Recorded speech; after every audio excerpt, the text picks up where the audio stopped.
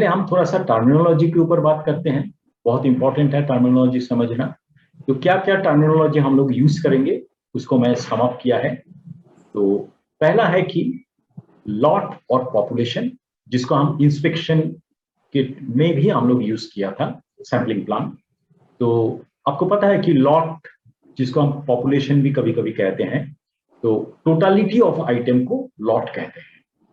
और lot size है, उसके अंदर, वो लॉट के अंदर जितने आइटम है उसको हम लॉट कहते हैं। स्टैटिस्टिक्स में एक्चुअली पॉपुलेशन वर्ड को थोड़ा और भी बड़ा रीजन के लिए यूज होता है।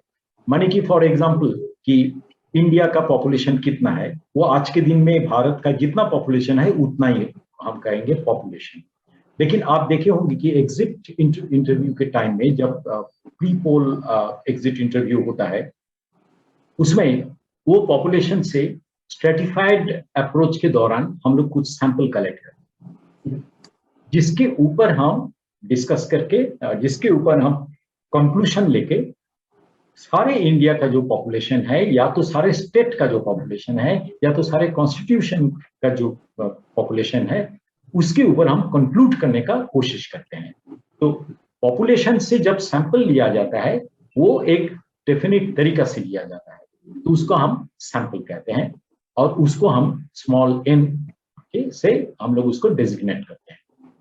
मीन या तो arithmetic mean is nothing but the sum of the values of observation divided by the number of observation, जो आपको पता है कि इसको हम एवरेज भी कहते हैं।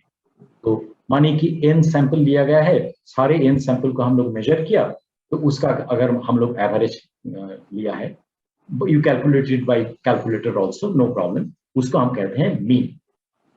वेरिएंस जो वर्ड है, इसको कई बार लोग इसको कंफ्यूज करते हैं। एक्चुअली ये जो वेरिएंस है सिग्मा स्क्वायर है। वेरिएंस और सैंपल और स्टैंडर्ड डिविएशन ये एक नहीं है। स्टैंडर्ड डिविएशन का अगर आप स्क्वायर करो तो ही वेरिएंस आता है। नॉर्मली हमारे पर्पस के लिए वेरिएंस यूज नहीं होता है जब तक आप एक्चुअल स्टैटिस्टिक्स के अंदर जाओ। ये वेरिएंस जो है सिग्मा स्क्वायर, ये काफी स्टैटिस्टिकल कैलकुलेशन के अंदर आता है। तो in normal case you will not be using sigma square, you will be using sigma. Now what is standard deviation? It is square root of the variance, that is sigma square. ठीक है, positive square root, क्योंकि आपको पता है कि कोई भी square अगर है तो उसका स्क्वायर, कोई भी नंबर है उसका आप स्क्वायर रूट करो तो वो प्लस भी हो सकता है, माइनस हो सकता है। लेकिन स्टैंडर्ड डिविएशन हम लोग माइनस नहीं लेते हैं, प्लस ही लेते हैं। Siddhakala please mute, Siddhakala please mute. या तो स्टैंडर्ड डिविएशन जो है सिग्मा, जैसे मैंने बोला कि ये पॉजिटिव जो स्क्वायर रूट है वो ही लेंगे हम लोग। नेक्स्ट जो है स्टैंडर्ड डिविएशन सैंपल। तो आप सवाल कर सकते हो कि सैंपल स्टैंडर्ड डिविएशन और पॉपुलेशन स्टैंडर्ड डिविएशन, ये दोनों के बीच में क्या डिफरेंस है? मैं आऊंगा उसके बीच में, लेकिन इतना जल्दी शायद उसको समझना, अच्छी तरह से समझना थोड़ा डिफिकल्ट होगा। फिर भी मैं आपको कोशिश करूंगा, just wait till I come to the end. तो सैंपल स्टैंडर्ड डिविएशन जो है उसको हम डिजिग्नेट कहते हैं स्मॉल एस नंबर्स, याद रखिएगा स्मॉल एस। और जो लॉट स्टैंडर्ड डिविएशन जो है उसको हम डिजिग्नेट करते हैं by sigma. Mister Parag Kulkarni please mute Siddhkala, I think he is unable to hear. Yes, sure. Yeah, thank you.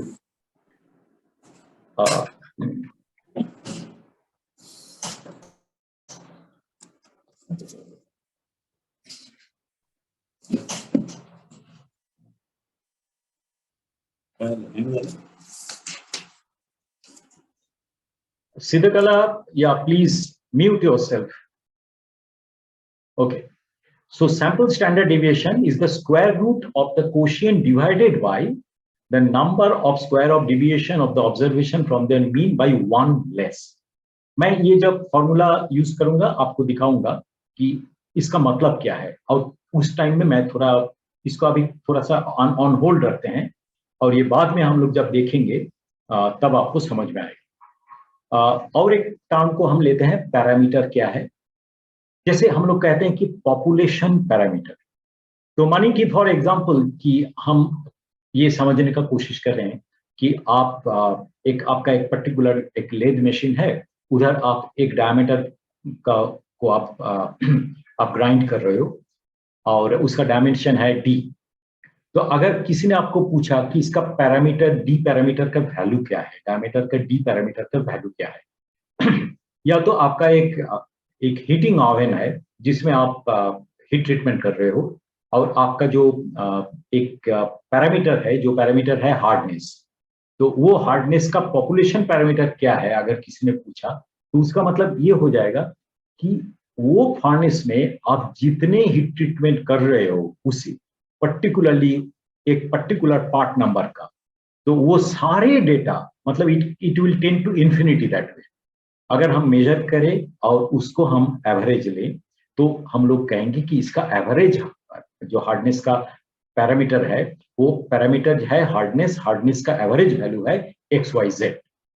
लेकिन आपको समझ में आया होगा कि पैरामीटर का वैल्यू निकलना नामुमकिन है क्योंकि उतना डेटा हम कलेक्ट नहीं कर सकते। तो ऑलवेज हम क्या करते हैं, हम लोग एक और एक टर्म लेते हैं, स्टैटिस्टिक कहते हैं उसको, STATIC, स्टैटिस्टिक।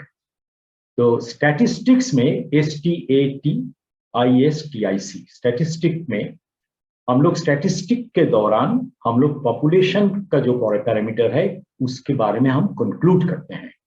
तो हमेशा पैरामीटर हमसे दूर रहता है, स्टैटिस्टिक्स के दौरान ही हम पैरामीटर को छू सकते हैं। तो थोड़ा क्लियर हो जाएगा जब हम लोग यूज करेंगे। एक्चुअली ये पैरामीटर हम कभी यूज ही नहीं करेंगे, आपके साथ डिस्कशन के टाइम में हम लोग इसको नॉर्मली हम लोग स्टैटिस्टिक ही यूज करेंगे। और लेवल ऑफ सिग्निफिकेंस एक इंपॉर्टेंट पॉइंट है क्योंकि वो हम कंट्रोल चार्ट में भी यूज करते हैं, लेकिन ये हम डिक्लेयर नहीं करते हैं। तो क्या मतलब है लेवल ऑफ सिग्निफिकेंस का? द प्रोबेबिलिटी और risk of rejecting a null hypothesis when it is true.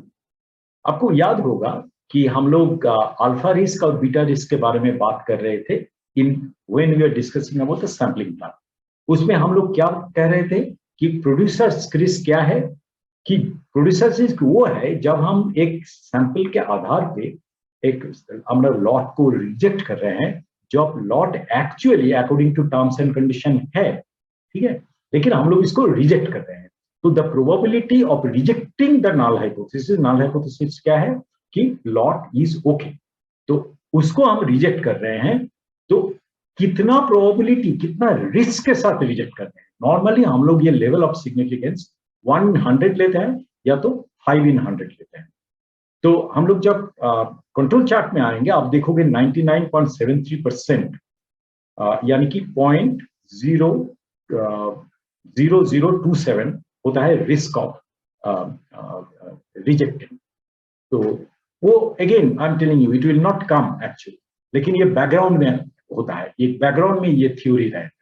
तो लेवल ऑफ सिग्निफिकेंस हम लोग नॉर्मली स्टैटिस्टिक्स में 5% या तो 1% लेते हैं। स्टैटिस्टिक के बारे में हम लोग ऑलरेडी मैं बताया है आपको कि पैरामीटर को हम लोग छू नहीं सकते हैं। लॉट से सैंपल के दौरान माध्यम से हम लोग कैलकुलेट करते हैं एवरेज या तो स्टैंडर्ड डेविएशन, उसको हम कहते हैं स्टैटिस्टिक। और स्टैटिस्टिक को यूज करके हम लोग पैरामीटर के बारे में कंक्लूड करते हैं। जैसे एग्जिट पोल में, एग्जिट पोल का जो सैंपल दिया जाता है उसके आधार पे उन लोग नेशनल लेवल में या तो स्टेट लेवल में उन लोग कंक्लूड करते हैं कि कौन सी पार्टी जीतेगा, कौन सी पार्टी हारेगा। तो that is not conclusive, that is often not correct, you have seen that.